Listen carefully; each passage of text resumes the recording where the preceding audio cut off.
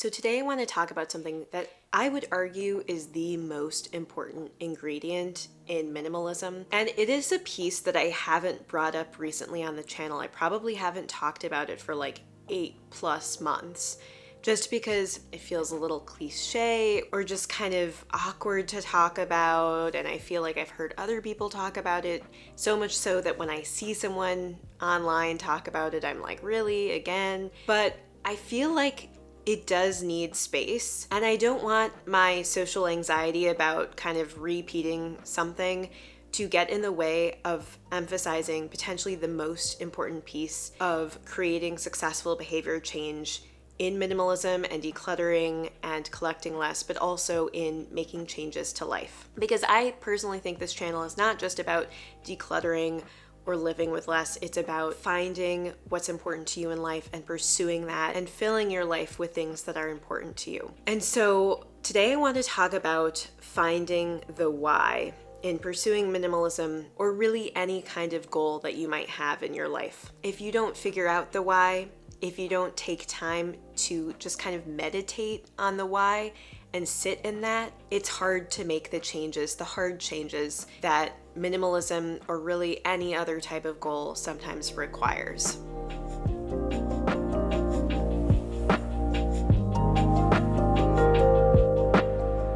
I think there are a few things that figuring out the why or the reason for why you want to make a change can really help you. And the first way is that it helps you be more disciplined. Realistically, if you have a sense of why you want to do something, if you have a vision for what your life could look like if you made this change, you're going to be way more consistent about doing the hard things daily, weekly, that you need to do to get to that place.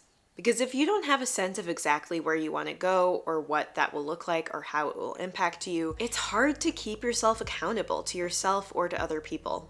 Extrinsic motivation, when you're doing something for the sake of impressing other people or for some kind of external reason, it's not going to give you that sense of deep, kind of centered motivation to be disciplined as having an internal reason about you for why you want to make these changes. It can't just be accomplishing something or checking something off your list or impressing somebody with how clean your home is. It has to do with you and how it will change your life and what that will look like and the potential rippling effects that that change could have.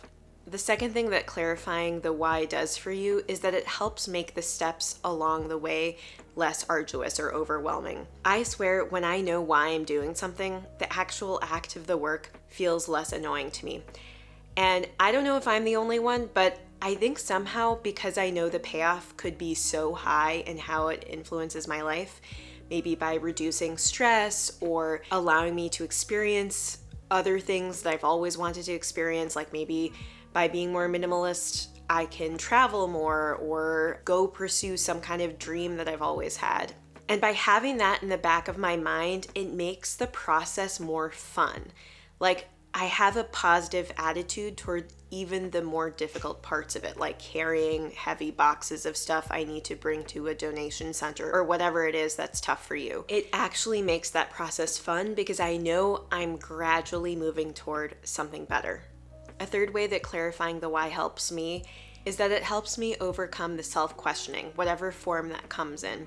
Sometimes it might be negative self-talk, sometimes it might be excuse creating where I'm telling myself the reasons why I don't have the time to do something that would be helpful in that goal, or maybe it's just feeling down on myself, thinking I'm incapable, thinking I can't achieve that goal. But somehow when I'm really clear on what I want, it feels more achievable. It's like that is a reality that is possible, and when I'm in touch with that, when I'm connected to that, I don't let the questions and the excuses and the reasons why I can't get in the way of taking the steps I need to take to make the change. Fourth, and this one is similar to the others, but it gives you a sense of direction. Having a why, having a sense of where you want to be, allows you to chart your course. It helps you get there almost more efficiently because you're going straight there as opposed to just kind of zigzagging your way toward the finish line. A fifth and important way that knowing your why can help you, it will help you notice the change and the payoff even more. So once you start making changes, say in the case of minimalism and decluttering, you're on the path, you've done some declutters, Because you have that vision of where you want to be, you might notice how you're gradually getting closer to that destination. Maybe it's a little easier to clean up the kitchen, to unload the dishwasher, if I'm not afraid that a bunch of mugs are gonna fall down on me every time I put them away. You know, if it's easier to clean up my bedroom in the evening, if it's easier to just focus on other things that matter to me because I'm not spending so much time searching for things. And so I think it also helps that final destination. Once you get there, you're like, hey, this is what I imagined, and this does feel amazing, and it does feel like a meaningful shift from before. Because I do think sometimes in life when we make changes, we don't appreciate them. We're on to the next thing. We're on to, oh, I want to fix this other part of my life, or I want to achieve this other goal. And I think unless we revel in the enjoyment of the changes we've made, unless we notice the progress we've made, even if it's just so much, we don't get to enjoy life as much. We don't get to appreciate our work that we've put in. So I guess the question is, how do you figure out your why? Well, I do think it differs person to person. I think it just takes honest reflection. And you know when you find your why, or multiple whys, when you find your reasons for why you want to make a change in your life. Some of them might even be superficial, like in the case of minimalism, maybe it's about feeling more confident when you do invite people over and you feel proud of your home. But maybe it's also deeper reasons, like having more time to spend with my family, or having more space to pursue some other creative interest. Maybe it gives you more money and space to go back to school, or to pursue some other kind of career that you've always wanted to try, or to just try out a hobby that you're passionate about. But ultimately, it's just about taking that space and time to reflect on why you want to make a change. Like, why does this change interest you? And what different rippling effects could it have on your life, on your loved ones' lives, all of that.